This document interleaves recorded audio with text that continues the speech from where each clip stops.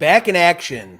Sheffield Shuffler, Playmaker, Lost in the Shuffle. It's Tuesday, 7:30 Eastern Standard Time. So that means it's Pete and John from Sheffield Shuffler doing our Lost in the Shuffle podcast. John, what's up, my man?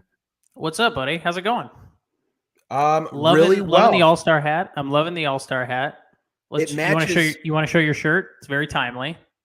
Matches my shirt. And there's ringworm on the back. And a bad haircut. Two different stories. Yeah, that's a nice. If you want to support Tatis, please visit SheffieldShuffler.com and pick up your Tatis shirt, available in yellow and black. All sizes available. Get them now. SheffieldShuffler.com. We're working on a ringworm wristband, so be on the lookout for that. What color is the awareness for ringworm? I don't Yellow? know. No, I think that's a different one. Live Strong. Yes, and like some sort of cancer awareness, like a yellow ribbon, I think. Yeah, I thought that was like pink for breast cancer. But regardless, John, it's the best podcast out there. I'm so excited for today. We've got a lot to cover. We're the number one podcast amongst our friends and family, so we have that going for us, which is great. Got a lot of great topics today. I'm pretty pumped about. But want to just see what you've been up to in your travels and work stuff with Playmaker. What's been going on? What's new? I haven't traveled anywhere recently since we talked last from the Miami trip. I am going to Milwaukee on Thursday for a bachelor party. So nice. I will be flying into Milwaukee, then driving another 2 hours up north in Wisconsin. I know you're familiar with Wisconsin area. I believe it is near Red Granite. I believe it's near there. If you know what that is, it's a little bit farther north. So I'll be there for a bachelor party. It's like a cabin feel. We got a bunch of cabins. There's like 30 guys, dude. Never been to a bachelor party with 30 dudes. That's a lot of man meat. Are you guys all staying at like some house or something? Some cabin? No, it's like 5 cabins. Like we all got like 5 cabins. Jesus Christ. So like 30 dudes, 5 cabins, 1 cup. Dude, you got to film your exploits. Get some of that. Throw that up on the Instagram, on the stories. Oh, absolutely. I'm hoping that they'll provide a lot of good content for us. Dude, 30 guys getting hammered and doing dumb shit. I'm sure something's going to come up. Yeah, exactly. Is that going to be problematic for you, being amongst a lot of Packer fans? Training camp is in the midst. We're in preseason now. No, a lot of the guys are Chicago based, or at least they're in like Kenosha area. They're still Bears fans. They're like right on that border. A lot of them are a little bit from farther south. This is just like more of a destination to go to. But yeah, so not a problem. Could be in misery together. Misery loves company, as they say, right? There you go. Sweet, dude. That's awesome. That'll be great. Yeah. I'm actually going to Seattle at the end of this week. My sister-in-law is getting married, so we'll be in Seattle for like 10 days, which is pretty sweet. Wow. It's a long time. I don't know if you've ever been, but Seattle, the Pacific Northwest in general, is absolutely gorgeous. So I always look forward to going up there. So that'll be awesome. Any plans for like a Mariners game? Stay in town? No, that's kind of like I'm working. Well, you got a wedding. I'm working most of it, and then the days that I'm off, my wife is a bridesmaid, so I'm on my son duty. So basically, I'm literally kind of like a babysitter, essentially. Sure. Yeah. So it'll be really fun for her. It'll be fun for me too, but it will also be a ton of work. But excited to go, and and then come back, and then it's like Labor Day weekend and football season. Oh my God, I didn't even think. I have my neighborhood fantasy league that I signed up for. I signed up for the competitive league. You saw it. Remind people, you saw a sign in somebody's yard, right? Yeah, it said, "Hey, if you're new to the neighborhood, sign. If you're a part of this neighborhood, text this number." And and so my wife is like, "You should do it. Get to know the neighbors." So we just moved in a couple weeks ago, so that should be fun. I got my Packers flag. It just got delivered today, so I'm just gonna let the neighborhood know establishing dominance. What's up, and that I mean business. And then I just saw a Twitter post today. Rodgers, had a sweet play to Sammy Watkins. So already I'm seeing great highlights from training camp. Haven't seen any from Justin Fields, unfortunately. Also didn't have really a great game against the Chiefs this past week. My wife made me watch that game, which was terrible. Brutal. And a nice segue into one of our first topic is the field turf of Soldier Field, which Yes. I don't know if you are aware, is abysmal. Rogers has talked about it several times that it is one of the worst turfs in the league. And I guess it's a sod problem. So they got new sod. I was listening to the radio today. And Sod, apparently with this types of sod, it produces a lot of sand. So Soldier Field before the Chiefs game, and this looks like a tee box or a fairway that hasn't been well kept for like 5 days straight. I mean, it's just terrible. I think they said Cairo Santos, their kicker, tried to simulate what it was like kicking Soldier Field by going to like some shitty like schoolyard and just kicking off like rock and dirt and sand. So like that's how he's preparing to kick. Well, John, when you don't have any kind of money in players, I mean, you really don't have to worry about your investments getting hurt. Basically, it's just a win-win in hoping that the opponents would get hurt, right? Because there's no money on the field. They don't spend it on O-line. They don't spend it on wide receivers. So what are you really losing here, right? Is it bad that I'm shitting on the Bears the whole time? I mean, you're not wrong. So you got a place for it. All right. So they also hold concerts there all the time. So, I mean, like that's another thing is like, it's not just a field. But they explained it too. So I guess the park district runs it. And they own the stadium, correct? They own the stadium. And therefore, they don't really care about player safety in general or just like a good playing field. Like that's not the top of the priority list. The top of the priority list is like how many big bands and acts can we get in here and make a lot of money. And frankly, we don't really give a shit about the field. And so that's really what they do. And they take no consideration to player safety or aesthetics or performance. Like they don't care. It has nothing to do with them. Versus if the Bears owned it, that'd be something different, which is one of the selling points, I believe, to try to go to Arlington Heights. Right. Bigger stadium, more space, and basically more control over, those types of decisions and revenue. Right, exactly. Yeah, the city owns it, so they get a cut from everything. They're kind of in charge of it's out of the Bears' hands a lot of the time. So yeah, it's always been a shitty conditions. You'll see it obviously later in the season after it's been worked over for a couple of weeks too.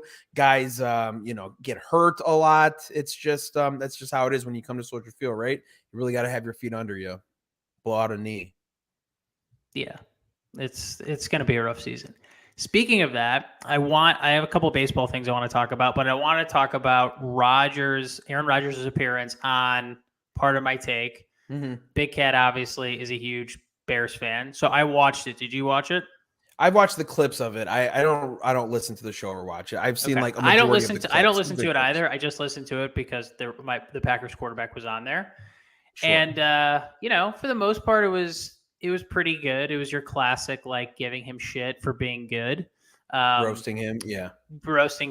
But I thought it was good, and also like kind of helped Rodgers' image, in my opinion, to kind of humanize him. And he made a joke about immunizing himself with his tattoo on his left arm, like kind of playing into it. So I was like, yeah, that's great. Like, thank God you can fucking joke about it. So people. They did cross the line once when they asked about how many grandmas you killed, and he did not like. Yeah, he goes, "I know you guys are fucking around, but I don't find that funny." That was the one part, and I knew it too. Yeah. I knew he would get upset about that. Why was that such an issue? Why was everything else okay? Because they're insinuating that by not getting vaccinated and lying about it, or misleading people, please.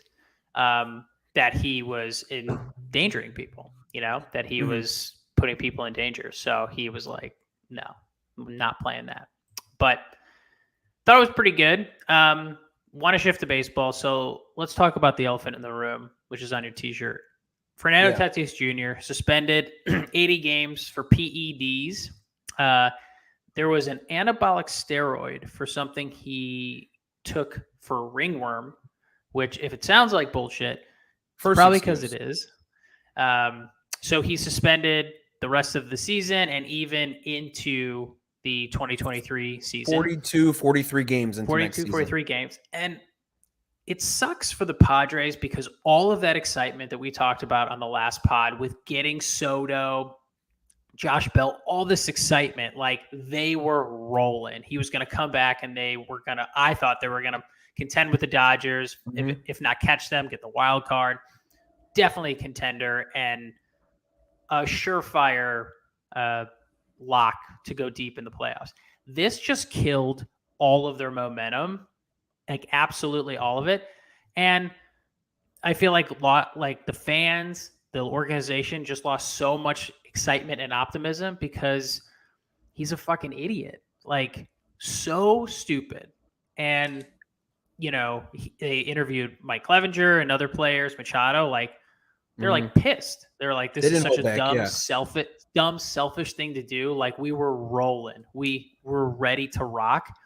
And you completely just cut all of our momentum and just, really fucked us because he's a huge part of that team and they can't contend with the Dodgers without him. And the first thing I think it's a pattern. So I think that's why people are pissed off. If this was a isolated incident, that's one thing, right? This isn't an isolated. This is the second time, right? Well, but also his motorcycle, when he snapped his wrist for the motorcycle. So you're doing things that you're not thinking about your team for, right?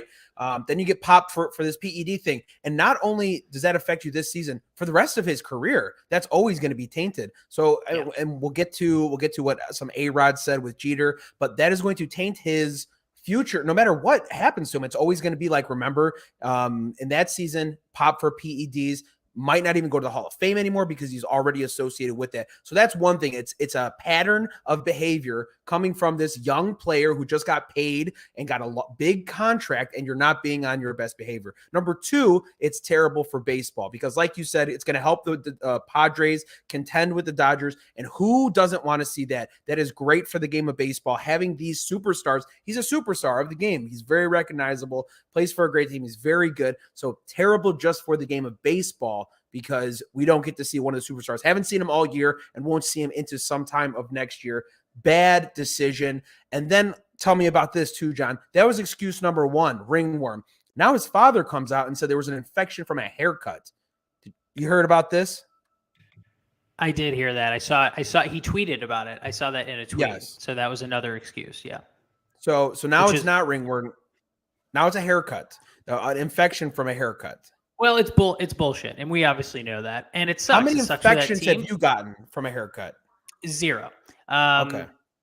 And if I would think I would know if I took an anabolic steroid. Like, dude, this is a very serious, like, strong performance enhancing drug. Like, this is an anabolic steroid. So there's no way he didn't know about it. And I've looked into this, and I've also listened to podcasts. There is an extensive, like, checkpoint and way for the organization or their doctors or their wellness staff to ensure that any substance they put in their body is okay. There's a laundry list of products that are okay and not okay. And if you have any shred of doubt, you check with your staff. They have an army of people to help them with.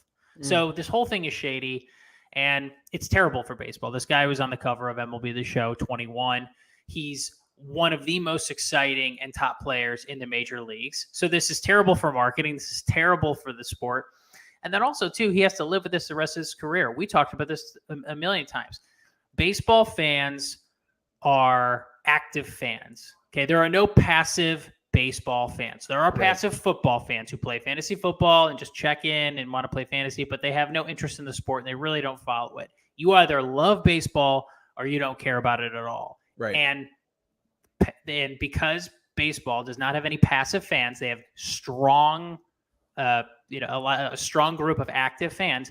They forget nothing. They remember everything. We remember the 56 game hitting streak. We remember, 61 home runs by Roger Maris. We've got 400 batting average with, 406 with Ted Williams. Like, you don't forget this blown stuff. Calls, Andres Galarraga, perfect game. Oh, of course. Things like that. Absolutely. Yeah. We remember all of that. Like, Jose Altuve, George Springer is on the Blue Jays. Okay. We don't like anytime I see George Springer, I think of the cheating Astros. Okay. I think no one will ever forget, like the Astros in 2017 won the World Series. It doesn't mean anything because they cheated. It means nothing. And the rest of Alex Bregman's life and Yuri Gurriel and that whole team, anytime people talk about them, the first thing they're going to think about is that they cheated. It won't be the World Series. It's like Bonds, like Bonds is a prisoner of the Bay Area. He cannot go anywhere because he is not safe. Once he leaves San Francisco, he is public enemy number one because nobody thinks about his home runs or his Gold Gloves or all of his amazing stolen bases, all of his amazing achievements. They think about that he lied and that he cheated, and that he was an asshole the entire time. I think you get some grace if you come forward and accept that you were being dumb. If he came out and said, Andy Pettitte owned it. Right. I mean, you could, yeah. He also turned in Roger Clemens, turned on his boy and told him he was like, yeah, he was using steroids, but that's something else. But if he were to come, it's probably because Clemens was a dick too. Probably, yeah. Dude, and I'm we sure saw some of that in the doc. But if you were to come out and say, I fucked up, I was trying to accelerate my rehab by taking these steroids, like I think he would get a little bit more grace as opposed to not giving up, like constantly lying, coming up with another story. Like that's the stuff that, don't call me stupid. You know what I mean? Like we're not stupid. So when you keep saying, oh, it was a ringworm, or actually it was a haircut, you're just fabricating these lies to make yourself that you're not responsible, as opposed to just owning it. I think there comes a lot more grace when you do own it. Of course. It's so much better to just acknowledge, be like, yep, I took performance enhancing drugs. That's the problem with Arod. First of all, he's a liar and just sucks in every way imaginable. He tries to ingratiate himself to the public. He's like, "Oh, I'm cool. I'm just like you," And that was so obvious during the Jeter doc, and we'll get to it, or his interactions with Jeter.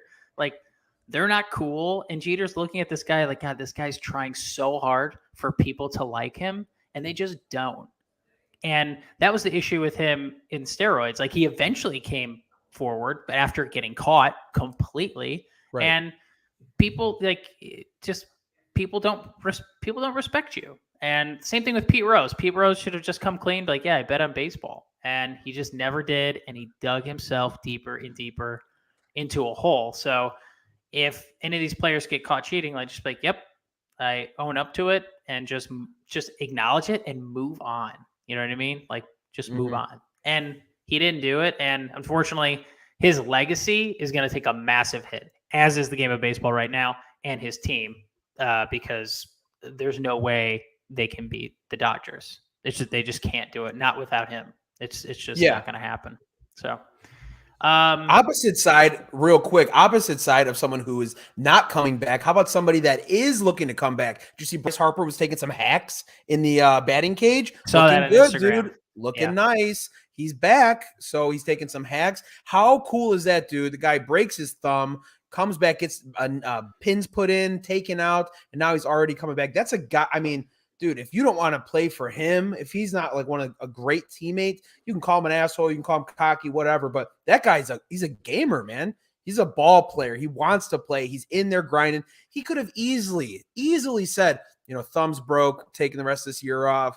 I won MVP last year. This guy knows, like, our window is there. The bullpen got fixed. We got a new manager running the show. They need my help. I need to get back. And I respect the hell out of that. I think that's awesome. Yeah, absolutely. And, you don't have to be best friends with everyone on the team. Like, if I was on the Phillies, like, would I hang out with Bryce Harper? Will we have similar interests? I don't think so.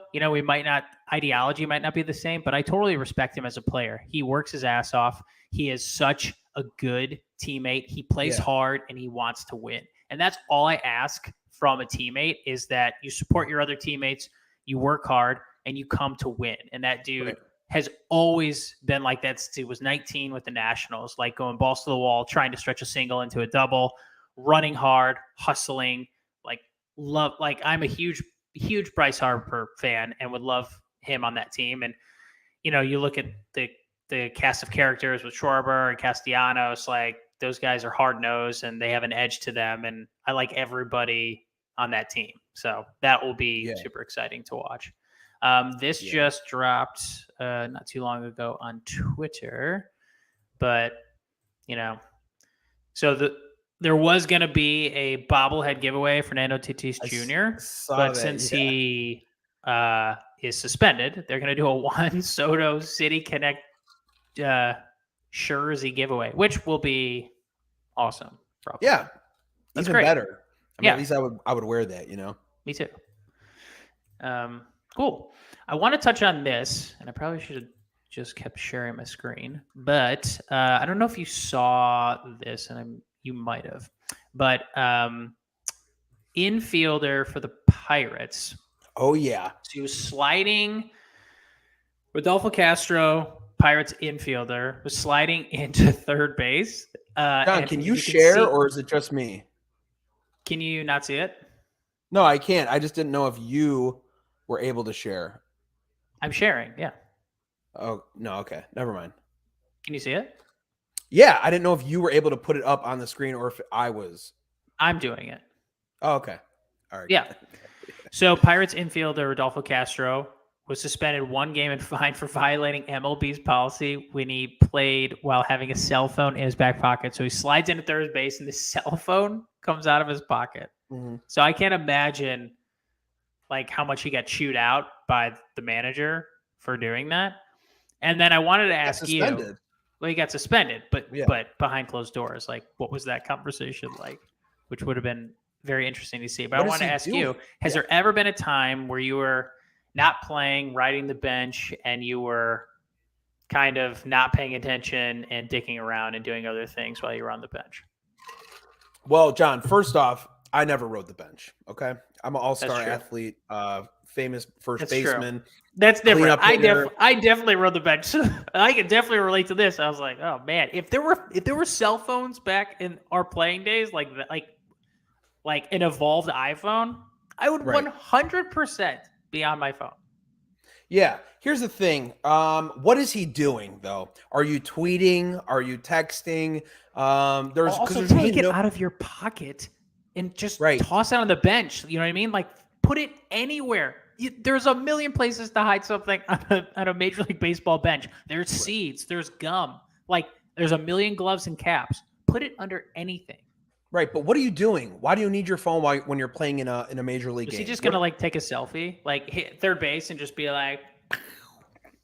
I mean, I could see maybe you're a rookie or something. Yeah, like you said, you're on the bench, and I want to take remember this, my first game, something like that. That would make sense. But yeah, to have it in your pocket, running the bases, I don't know what you're doing. You can't tweet. If you tweet, that's time stamped. Everyone's gonna see it. They're gonna know. Right. Oh, this guy was on his phone. He's in the middle of the game. What's going on? Texting, I don't know if he's trying to set something up after the game. But yeah, it looks ridiculous. I've never seen that before. That's something that you'd see in high school, obviously. Not something you see at Major League level. Yeah, another learning experience, but I think it's just a testament to how connected we are to our phones, and even Major League Baseball players can't get enough of fucking internet and iPhones. I'm with you. I'm 100% addicted to my phone. It's terrible. People were like, would you rather lose items or whatever? And the phone was the last thing. I can't lose my phone. Because your phone's everything. It's food, transportation, communication, work. It's everything. Entertainment. You can literally do entertainment. You can literally do everything from your phone. It's ridiculous. I mean, when was the last time you took a poop without your phone? Dude, it's one of my favorite things. Right? Yeah. When's the last time you went to the bathroom without your phone? Never. I always get those red marks on my kneecaps because I'm always bending over watching my phone. I get it, dude. Right? I get it, man. I want to talk about fantasy football. So we talked about it a little bit. There's been. How excited are you, dude? I'm excited. I love baseball. Obviously, it's our favorite sport. It is the dog days of August. So I'm all right. I'm excited. Like, there's a great game tonight. White Sox, Astros. Yes. So, like, Dylan Cease versus Verlander. I'm pumped about that. The game's about to start right now. So that will be fun and exciting. And plus, the White Sox are playing a little bit better baseball, so those games will be competitive. So, like, I'm excited about that. But outside of that, I'm like, all right, I'm kind of getting the football bug back. I'm, like, going to be in this neighborhood league. I'm already in a family league. Got to impress the neighbors. I'm in the competitive league. Okay. Not the non-competitive league. I was like, put me in that competitive league. And not that I was talking a big game, but like, I'm going to put my Packer flag up. Everyone's going to know which house is mine. So I got to bring it. And there's been a million power rankings everywhere. So I wanted to talk to you about, so I have the Ringer fantasy football rankings, and I want to share them, but I also, do you want me to share them, or I kind of wanted to just get your thoughts on who your top 3 picks would be? And if you don't really know, I can share them with you. I don't want to like give it away right now, like what the Ringer had, but if you had to guess the top rankings for 2022 fantasy football, who are the top 3 picks that they had? Well, I have the link pulled up right now, so I'll already tell you. I have it pulled up. Oh, okay. And I see, obviously, I think, Jonathan Let's talk Taylor. about it. Yeah. So I think Jonathan Taylor, clear cut, number 1. You know what you're getting. You're getting a healthy running back. You're getting a lot of upside. You're getting a very strong O-line. Healthy. You're getting a very good O-line. You have a new quarterback in there who can throw, who's going to open up the run game. I think that's right there. Number 2, it looks like Christian McCaffrey. I made a video about him today, actually. I'm kind of poking fun that, a lot of he can't stay healthy. Can't stay healthy. Fantasy owners kind of want to fade him. But I think this is a position, John, where it is go big or go home, because you can't say that he is not one of the most, if not the most valuable running back, especially in a PPR league. I totally agree. Here's something that's underrated about running backs, and something you should really take into account when you're drafting a running back. Can they take a hit, and how do they take big hits? I feel like McCaffrey gets smoked. I feel like when he takes a big hit, it really jars him. I feel like nobody ever gets a big hit on Jonathan Taylor. And I think he's such a smooth running back, and I feel like no one really gets a good shot. He bounces constantly off of people. Now, that doesn't guarantee they're going to be like totally healthy, but every time I see, like when I first saw Christian McCaffrey, I was like, wow, this dude's awesome. He's electric. But I saw him take a couple big hits, and I was like, ooh, I don't like that. There's wide receivers like that. There's other players like that I'm like, they just give me pause to draft them because I'm just not confident they're not going to take a big hit. I drafted Derrick Henry last year, who was awesome, and I would have been a definite threat in my league. And then he broke his fucking foot, which was like not because he didn't take a big hit. It happens, which is like a freak accident. But I would draft Derrick Henry again because I think that's kind of a freak thing.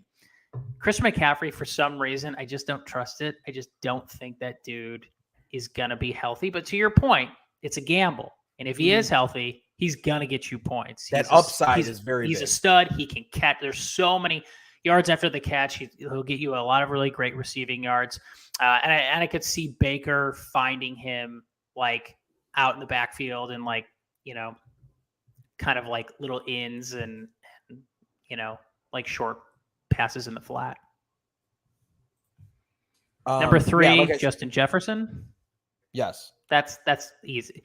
Justin Jefferson and Cooper Kupp. I'm like, yeah, those are no brainers. Austin Eckler, number 5, running back, Chargers. Derrick Henry 6, Jamar Chase 7, Najee Harris 8, Dalvin Cook 9, Joe Mixon 10. One thing I wanted to cover with the Cooper Kupp and Justin Jefferson. Cooper Kupp has a lot more competition at the wide receiver position. Allen Robinson is playing with the best quarterback he has in his entire career, right? Yes. So you got to expect some kind of upside, higher target share going to. He's a good wide receiver, and he really hasn't had a good quarterback his entire career. So I think this might be a spot if you're looking for high upside on these wide receivers. I don't know where he's going exactly, but that's got to be good. So, I mean, I'm assuming some target shares are going to be taken away from Cooper Kupp, especially you can scheme up anything against a wide receiver for sure, but especially how he carved up defenses last season. They got to come in and seriously take a look at that and make sure you're not going to get beat by Cooper Kupp. You make someone else beat you, right? Justin Jefferson has a lot different competition as far as that wide receiver core goes. And he plays it. Justin Jefferson also, and our teams are in the NFC North. The NFC North is a much less competitive conference division than the NFC West. It's not even close. Right. You know what I mean? So he has more competition out there. And I think Justin Jefferson, Cousins looks for him a lot. I drafted Thielen a couple years, last couple years, who's been solid, but Jefferson just was a monster. Like, he's so good. Yeah, I think he's done. I think there's going to be no value for him coming up on this season. Yeah, he kind of faded last year for me. Hey, let me ask you this question. Have you ever won a fantasy football league? I've never won at any year. I got first year I ever played in 2014. I got second place because Rodgers won the MVP that year. He threw like 40 touchdowns. But that's the closest I've ever gotten. My wife won her second year in our league and then came in second last year. She's like, awesome. We know who wears the pants in that house. Yeah, but you know what? I draft her team, which makes absolutely no sense. I help her draft her team. But she sets the lineup. Yeah, but then she'll ask me my opinion, and I will help her, and then she'll talk shit for beating me, and I'm like, the only reason you drafted him was because I told you to do that. One year she was like, should I get Patrick Mahomes? This was like in 17 or 18, whatever. He was like just coming out of Texas Tech, and they had gotten rid of Alex Smith. They were committing to Mahomes. I go, get this guy. He's good. Like, he's really good. And I'm just like, the only reason you're winning is because I helped you draft your team and I'm setting your lineup for you.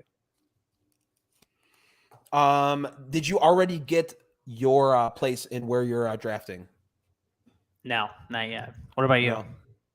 Wait, so have you ever won? You ever won? No, I've came in second multiple times. And it's usually, that Christmas game is always very exciting because that's usually championship week. Yep. And I faced, the Christmas game, I went against Alvin Kamara when he had 5 touchdowns in one game. Dude, that's a guy I always say I'm going to draft, and I never draft, and then I watch him on Sunday. A monster. He's so good. So incredible. I came in second that season when he went off on Christmas. So that one hurt. But hey, second, you're still getting money. It's still, still a trophy on your record. You get those little silver trophies, whether you're with, ESPN or Yahoo or whatever. But I like this list. Does anybody stand out to you or someone that you're targeting? I mean, the first, 20 picks is pretty much like they're no-brainers. You know what I mean? I think obviously the where you win is where you win off of health. And then anybody in the later rounds. That's where leagues are won. I think Tyreek Hill is pretty high on this list for 21, considering he has Tua throwing to him. I feel like that's way too high for him. And that's ahead of Mike Evans, ahead of T. Higgins, that's a lot Keenan of credit Allen. to Tua. Yeah, that's way high, in my opinion. Yeah. Some guys I see here. I'm looking forward to seeing AJ Brown. Obviously, I like what I saw off of Jalen Hurts. I don't know if you watched the first preseason game, but he drove 7 plays, 80 yards down the field for a touchdown in their first drive, which I thought was pretty impressive. And I can't decide if he's good. Dan Orlovsky broke down that play and kind of walked through his progressions, his reads, what the wide receivers are supposed to clear out the safety in the middle of the field to get this little soft patch for Dallas Goedert. And he puts touch on the ball instead of leading him where the ball was supposed to be. Just like a lot of cool breakdowns for that drive, at least. So it's exciting to kind of see him develop because who doesn't like those quarterbacks? They're mobile, they can throw. And it's just, they're fun to watch.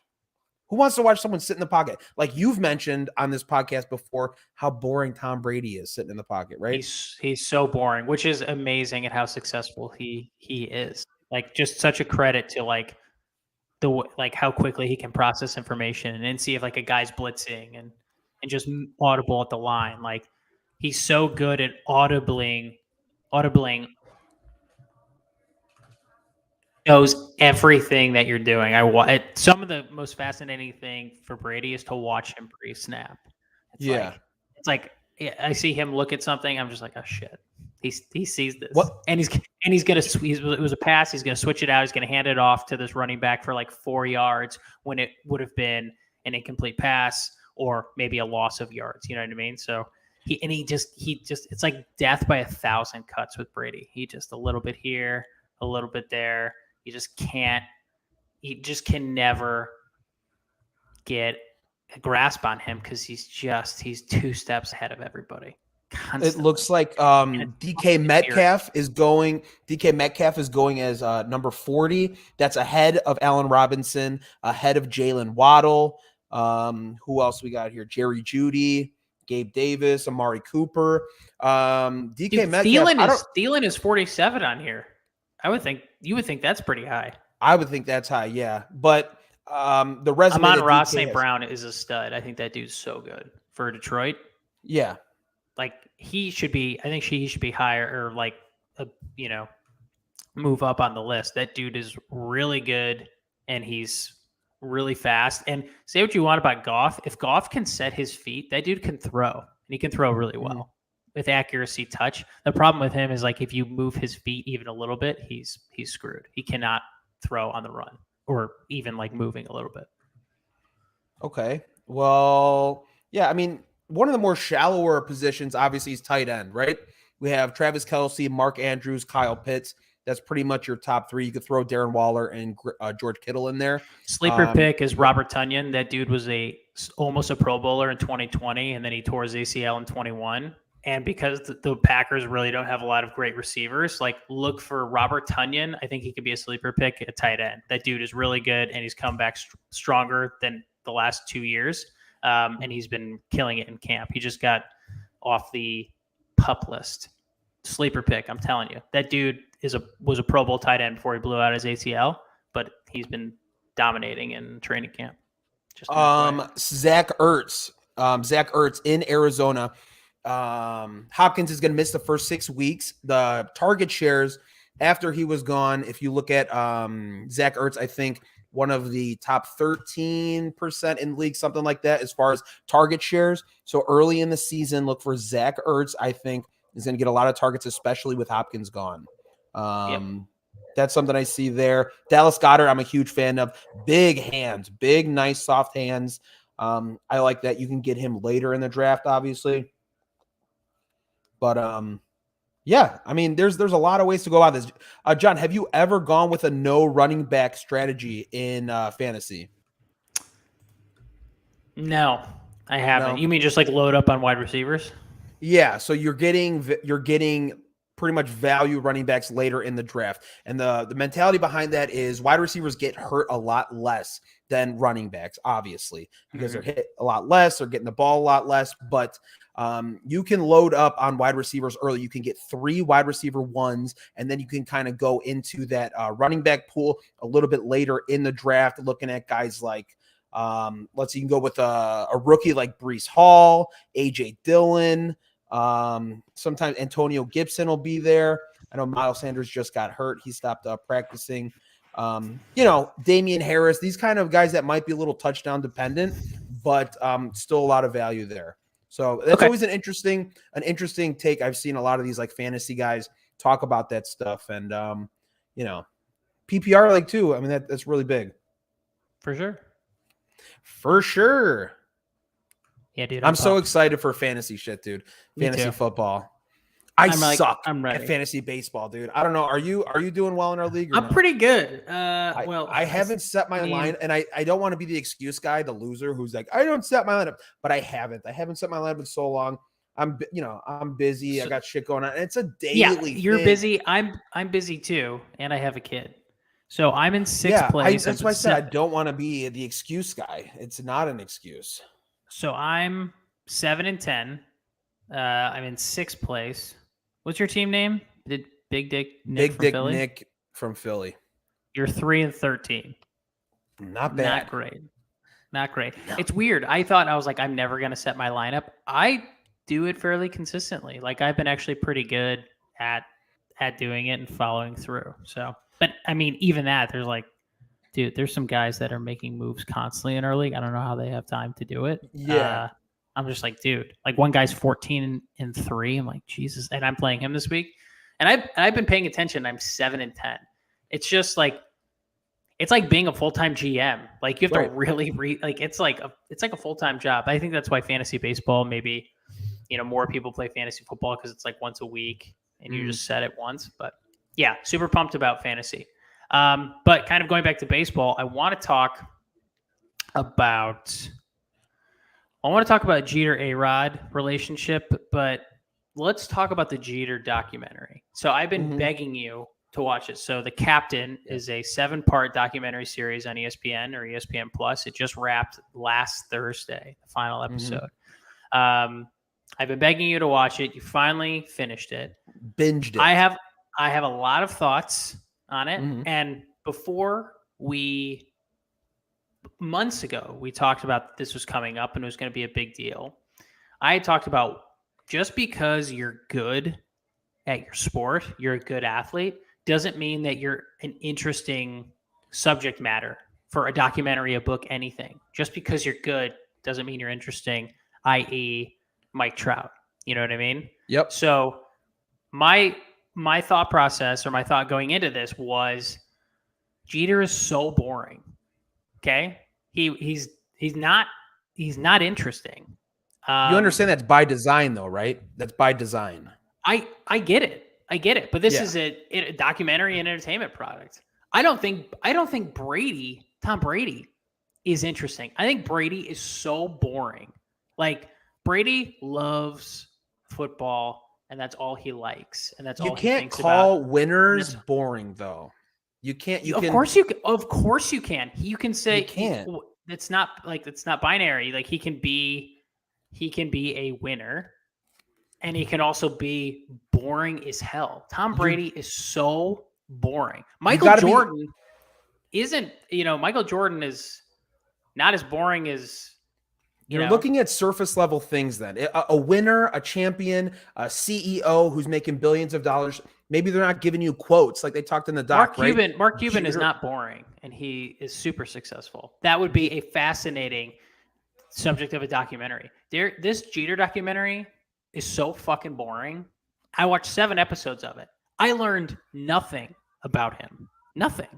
Not a thing other than he really wants to win. That's the only thing I learned. I'm like, he kept everything very shielded from the media for certain reasons too. And he goes back to his childhood. We have an insight documentary. I learned nothing. Great. He was blasé to the media, giving them bullshit quotes. Okay, great. Your career is over. What do we not know about you? Nothing. The guy won 5 championships. You talk about his childhood with the eyes on him and why he feels like everybody's watching him and he's got to watch his P's and Q's. He's come from a multiracial home, and the Indian says that he grew up with that.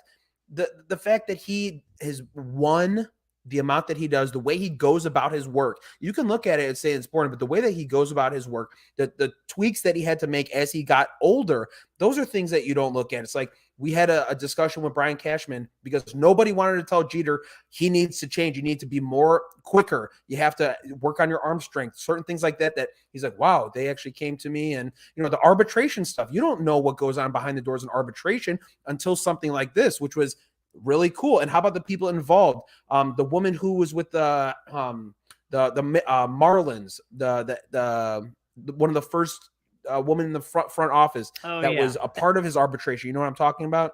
Yes.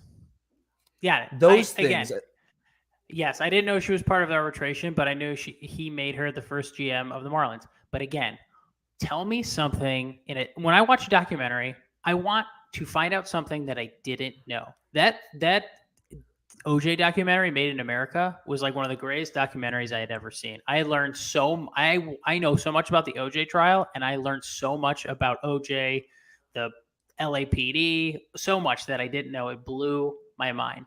I knew 98% of the information in this documentary. Most of it was just recapping Jeter's career. And spoiler alert, I saw it. I watched it in real time. I will say, you must have followed him pretty closely if you knew everything. So, of course, I'm a baseball fan. All I have to do is watch the game. I thought here's the number. Here's the one thing. It was ACS, in episode what's up, 1. man? The last couple sucked in my opinion, but the one interesting thing I thought was the most interesting in the doc and something I didn't know. Gene Michael, his nickname was Stick.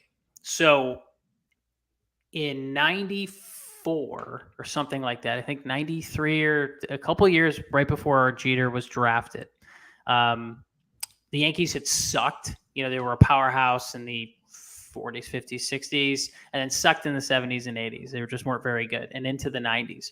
And George Steinbrenner, the owner of the team, was like making moves, and he stepped away because the fans booed him. Like, he was hated. They were like, this guy doesn't know what the hell he's doing. Get him out of there. So he left. He gave the GM reins over to Gene Stick Michael. Buck Showalter was the manager at the time and referred to him as Stick. And this guy was the reason that they drafted Jeter, Bernie Williams, Posada. And historically, as we know, Steinbrenner, his way of building a baseball team was like, find me stars. Like, I will pay a lot of money for stars. Like, go get me that guy. To acquire them and not homegrown your talent. Exactly. He was notorious about getting guys who did well against the Yankees. He's like, oh, he's a Yankee killer. Let's just get him on our team. So, and you see that later in like the 2000s when they get Giambi, Canseco, Raffia, Teixeira. Yes, you see that later. The 2009 team was bought, you know, and you definitely see that too. But the dynasty, the Jeter dynasty, Bernie Williams, Jorge Posada, Derek Jeter, Scott Brocious, Chuck Knobloch, the core. Paul O'Neill. The core, yes, Paul O'Neill, great call. The core of those players were drafted when Steinbrenner was out of there. And then Steinbrenner came back in like 94, 95, and then got credit for all of these championships when really it was Gene Michael is the guy who was able to assess and find and draft that talent. I thought that was the most fascinating thing about the documentary. Sounds like you learned something. Sounds like one you learned thing something. That was crazy. That was not the subject of the entire documentary. The last 2 episodes were so boring. Did you know how bad he struggled in the minors? No, but that wasn't that interesting. No. Everybody struggles in the minors. Who's amazing in the minors? Okay. Did you know the night that he went out to go to that party when he took out Hideki Matsui and he got put in the back page of the papers that he was out partying? Steinbrenner called him in his office and he's like, oh my God, I'm going to get in trouble. That day he named him captain. Yeah, that was kind of interesting. But there wasn't enough of those. There was like 3 semi-interesting things. I guess if you're not a Yankees fan or you're not a Jeter fan or whatever, I like Jeter. I like him. I follow the Yankees. I like the Yankees. Basically, it was like, hey, do you remember when the Yankees were good? Watch this 7-part documentary series. Yeah, and it was great. I mean, they ran baseball. I enjoyed it. It's kind of what I expected. I thought it was going to be boring because Jeter is boring, and it was. He's one of the greatest shortstops of all time, and he's a Hall of Famer, and he's a winner just like Michael Jordan and Tom Brady. I think just a recap. The recap on stuff was great. His last home game. I mean, you couldn't write a script like that better. I love baseball, and I ate it up. I ate it up. Just like The Last Dance with Michael Jordan. I ate all those episodes up. Like, now, definitely more interesting with Phil Jackson and, Rodman. It wasn't just about Jordan. It was about that team. Well, how about the relationships, especially the one with Jeter? So let's talk about Jeter Arod. So that I will say, all right, 2 things. I'll give you this. The second thing was the Jeter Arod relationship, and that clip that they played, I believe it was before episode 2 or 3, when Arod was saying, "Yeah, like." Jeter's great, but, he hits 2 in a lineup. It's very different than hitting 3rd or 4th, and he's got a whole team, and when you face the Yankees, you're not worried about Derek Jeter. You're worried about Paul O'Neill or Bernie Williams, So he was just talking shit about him, and, I'm not surprised. And I have to give, Jeter did mention this in the documentary, which I thought was interesting. I'm not a big fan of A-Rod. Another thing. Another thing. I guess it was pretty good. I've never been a big fan of A-Rod, but he touches on something that I thought was really interesting. So Jeter is a great player. He's a good guy. does the right thing, just a really admirable person and player, and someone you would want to be a role An model ambassador of baseball, right? Absolutely. And a huge part of that was his upbringing, and he had really good parents that were there for him, that were disciplined, that made sure he did his homework, that made sure he worked hard, that made sure he did the right thing. The Derek Jeter's success can be traced back to his parents. He had two great parents. I just thought of the funniest tweet. Chris Rock years ago tweeted that Steph Curry is Allen Iverson, but with two parents. Ooh, I thought was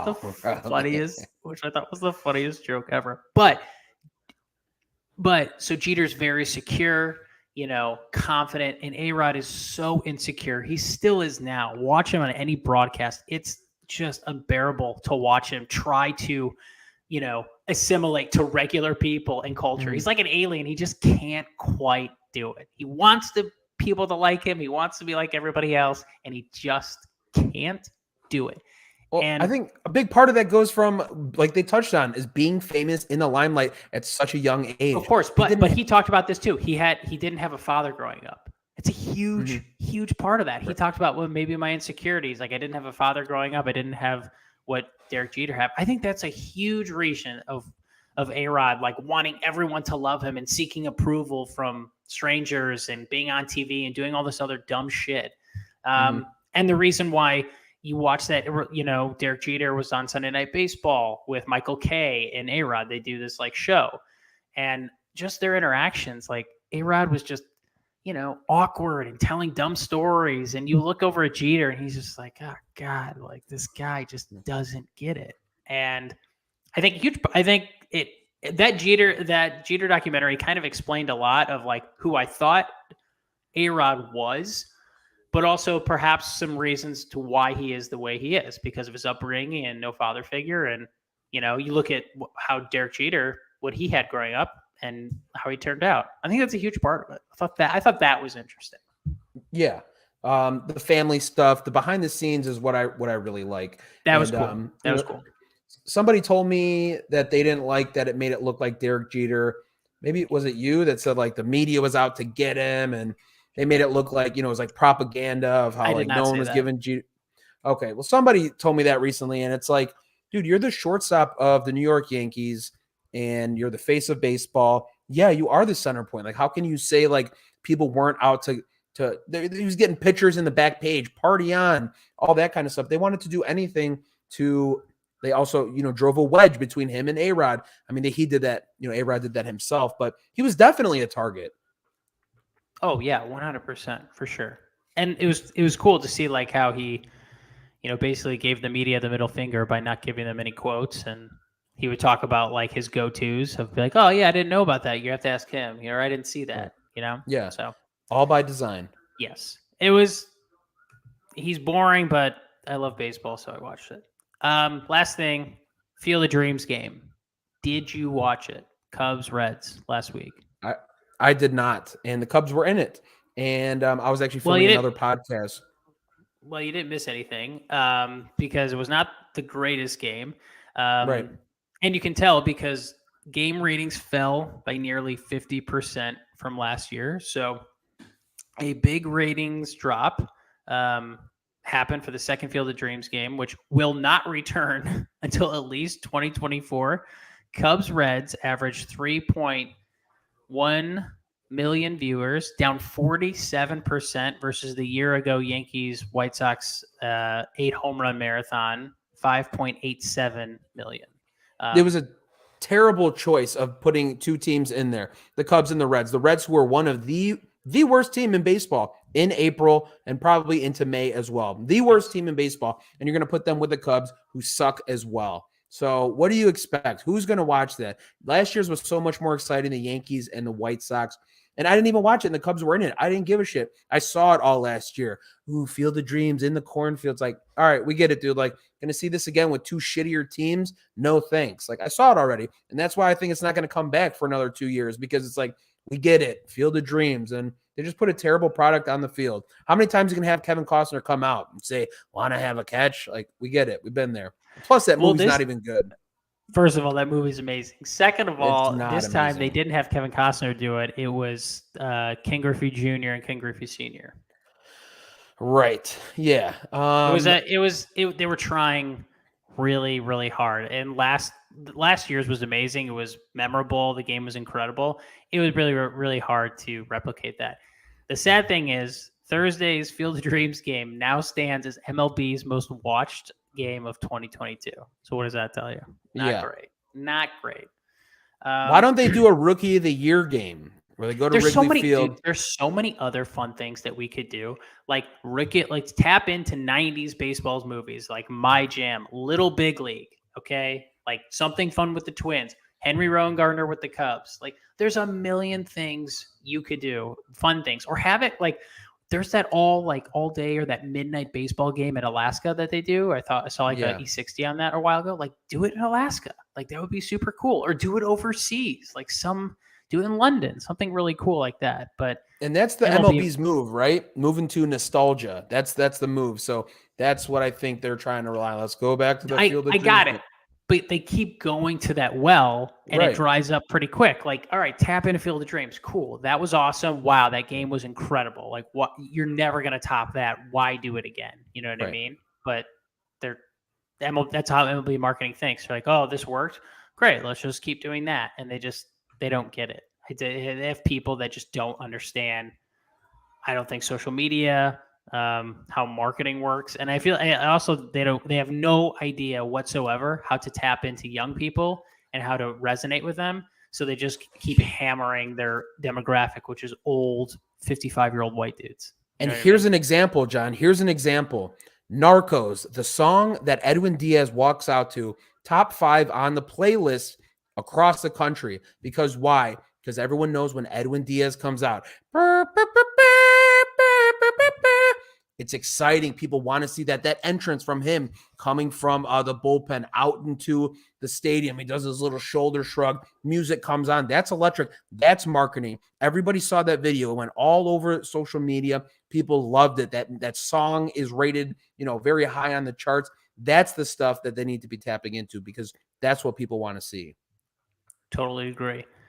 And they didn't go to commercial for that. Did you notice that? 2 times during that Mets game, they didn't go to commercial. Instead of going to commercial and grabbing, money from Fidelity or Rocket Mortgage or whatever it is, they stayed there. They didn't go to commercial and they followed Edwin Diaz go out. And people were like, oh my God, this is what happens. I think even McAfee said, this happens at the game. Oh my God. And they gave you that experience. You got to have that experience of being at the stadium, listening to him come out, which is an electric point of the game, and you got to share that with millions of people. I know. Major League Baseball, if you're listening to this, and let's face it, you probably are, please hire us for your marketing department so we can help you grow the game in a fun and engaging way. Thanks. Please do. Please do. Last thing, Manti Te'o, former linebacker for the Notre Dame Fighting Irish, maybe you remember that he had the fake girlfriend that died. Murdered. Or murdered, excuse me. So wasn't she murdered? Fake murdered? Oh, God. Dude, it was back in 2012. She was like died or something. It doesn't matter. She was made up. She didn't exist. So there's a documentary on Netflix about it. I'm a huge Notre Dame fan. I didn't really care about it then. I don't really care about it now. I'm not going to watch, but a lot of people have been talking about it. Does that interest you at all? I'm seeing it right now. I'm going to watch the trailer and see about it. So what do? They dissect it and they talk about why he lied or what? Yeah. They're like, why did you do this? This is so answer about him being in college. Like, I'm good. Wait, baseball movies. You don't like Field of Dreams. Do you like A League of Their Own? Yes, I think that's one of the better baseball movies. I agree. Actually, fun fact, out of all the baseball movies, so The Sandlot, The Natural, Bull Durham, A League of Their Own is still the highest grossing baseball film ever made.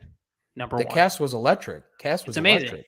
And they remade it for Amazon. So my wife and I have been watching A League of Their Own. It's on Amazon. There's like 8 episodes. They're about an hour each. We watched it over the weekend. we stopped in after episode 4, and when my wife and I, if we like, you go to your queue on your Apple TV, whatever, and when we're like mid episode, that's when we're not feeling it, and it's not great. Okay. You know, do they recap the movie, or is it a different storyline? It's a different story. Now, they still have the Rockford Peaches, which is interesting. So it's still the All-American Girls Baseball League in like 43. And what's interesting about it is that one of the main characters it's a black woman, and she's a really good pitcher, but they won't let her play. And they kind of give a nod to this very briefly in the movie with that foul ball goes. And there's like an area of black people and a woman, and they're like, hey, throw the ball back. And the woman just rifles a rocket like all the way to the backstop, or to Betty Spaghetti. Yeah. She's like, oh my God. I think it was to Betty Spaghetti who was pitching. No. Well, she threw it to Gina Davis. Oh, you might be right. No, it might have been Betty. I'm 100% right. She overthrew Gina Davis to the pitcher, and she goes, ow. That's right. She goes right here. You're right. Yeah. Okay. Sorry.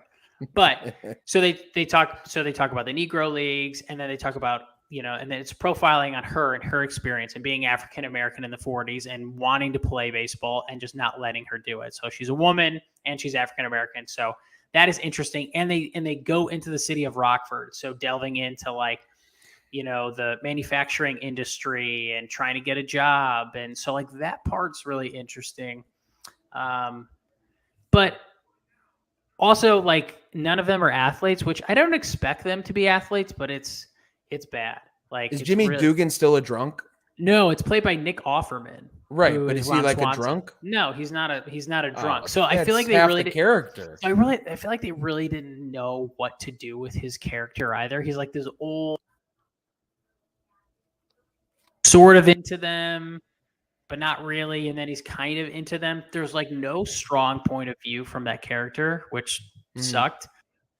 And the two main characters on the team are secretly lesbians, so there's like a relationship within the team, which is an interesting dynamic. But it's not super strong. There's not a strong point of view from the characters, in my opinion. And it just falls flat, especially after you've seen the movie. You have really high expectations.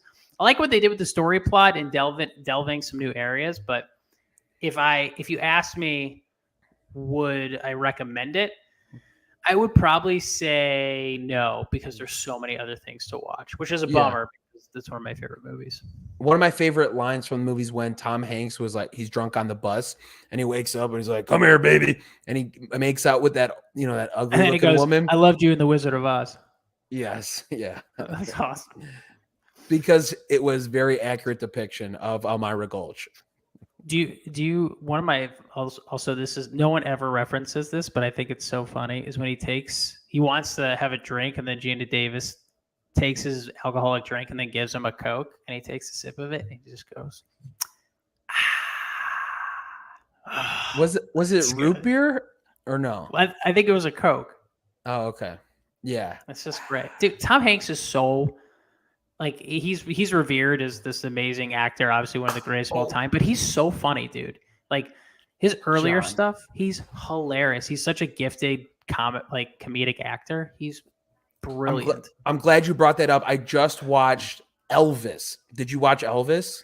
No, because I got shitty reviews. Oh my gosh. So yeah, it was Is just it kind of good? like, it was kind of whatever. The casting, they casted Tom Hanks as like a German, like he was like the manager, and it was like comedic, not on purpose. He was like, hey, Elvis, we're going to go on tour. And it was just like, what? Like, that's Tom Hanks, and he's talking in this like weird German accent. And you're like, dude, you got to cast somebody else for that. You can't have Tom Hanks. Well, I think that might have been the first time Tom Hanks ever wore prosthetics, right? Like, I can't remember another movie where they like altered his appearance. I can't. Is there any movie? I don't think so. I mean, I'm Story. Sure good point. Yeah, he looked nothing like Woody. No, he looked more like Woody than he did the Elvis character. Yeah, this German guy. Yeah, that's the recap, dude. Yeah. All right, my man. I think that covers everything. I think we covered absolutely everything. I'm gonna go grab dinner and then watch this White Sox game. Watch Verlander a little bit. I'm gonna turn that on. Guys, thank you for watching. Appreciate it. Lost in the Shuffle on Tuesdays, streaming from Playmaker Betting, Sheffield Shuffler on Twitter, on YouTube, Playmaker HQ. Follow them. That's where a lot of our podcast stuff is hosted. And we'll be back next Tuesday for more sports recap, and we'll get lost in the shuffle. John, thank you as always. Thanks, everybody. Talk All to right, you later. We'll see you later. Peace.